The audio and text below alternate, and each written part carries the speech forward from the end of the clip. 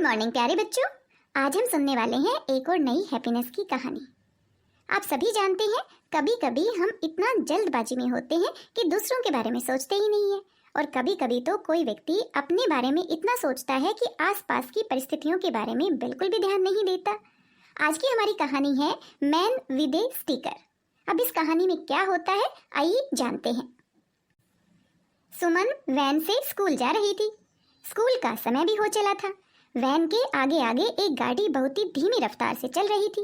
Van का driver हमेशा की तरह बहुत जल्दबाजी कर रहा था, अगली गाड़ी से आगे निकलना चाहता था। ड्राइवर का हाथ बार बार हॉर्न पर जा रहा था और वो बार बार हॉर्न बजा रहा था। सुमन आंखें गड़ाए अगली गाड़ी के लिए रास्ता देने का इंतजार कर रही थी।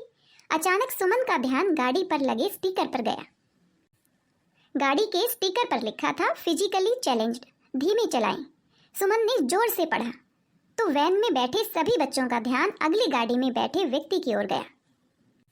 यानी आगे की गाड़ी इतनी धीमी गति से इसलिए चल रही थी क्योंकि उसे एक फिजिकली चैलेंज्ड आदमी चला रहा था और इसीलिए उसने अपनी गाड़ी पर स्टिकर भी लगाया हुआ था।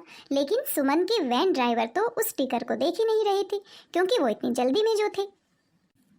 सुमन के स्टिकर की बात जोर से पढ़ने पर ड्राइवर ने केवल अपनी स्पीड को कम नहीं किया बल्कि उसका रवैया भी उस गाड़ी के प्रति रक्षात्मक सा हो गया था। अब वो उस गाड़ी को आराम से चलने के लिए जगह भी दे रहा था और अपनी गाड़ी की स्पीड भी नहीं बढ़ा रहा था। सुमन अपनी वैन से जैसे तैसे बिल्कुल समय पर स्कूल पहुंच गई, लेकिन स्कूल पहुंचकर भी सुमन के दिमाग में वह स्टिकर ही घूम रहा था और उस पर लिखी बात भी। केवल सुमन ही नहीं बल्कि सभी बच्चे जो उस वैन में बैठे थे उसी स्टिकर वाली गाड़ी की बातचीत कर रहे थे। प्रदीप बोला, यदि उस गाड़ी में स्टिकर नहीं होता तो न जाने क्या होता। हमारे वैन ड्राइवर तो बहुत ही तेज गति से गाड़ी चला रहे थे, मुझे तो डर लग रहा था।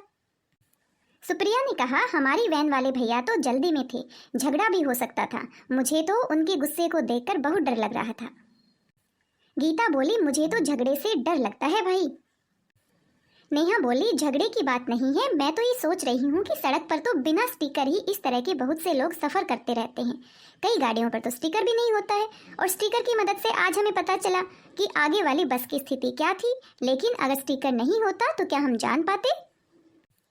नेहा की बात सुनकर सभी बच्चे गहरी सोच में पड़ गए। प्यारे बच्चों, आप भी सोच में पड़ गए होंगे। ये थी आज की हमारी कहानी मैन विद ए स्टिकर। कहानी के बाद आपसे कुछ सवाल पूछे जा रहे हैं। आपको ड्राइवर का रवैया कैसा लगा? आपको क्या लगता है कि क्या सोचकर उसका रवैया बदल गया होगा? ड्राइवर ने बाद में अपनी गाड़ी को धीमी गति से क्यों चलाया होगा? क्या सड़क पर या कहीं जब आप मम्मी पापा या किसी और के साथ होते हैं तब आपने कोई कहा सुनी या झगड़े वाली स्थिति का सामना किया है? अगर आपको ऐसी कोई घटना याद आ रही है तो हमारे साथ जरूर साझा करें। किसी के बीच में झगड़ा या कहा सुनी अक्सर किन किन बातों पर हो सकती है, इसके बारे में सोचिए और हमें बताइए।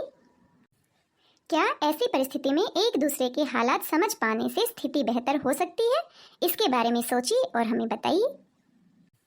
साथ ही इस हैप्पीनेस कहानी को आप अपने परिवार के सदस्यों के साथ भी साझा कर सकते हैं और उनसे भी आप सवाल पूछ सकते हैं या फिर बातचीत कर सकते हैं।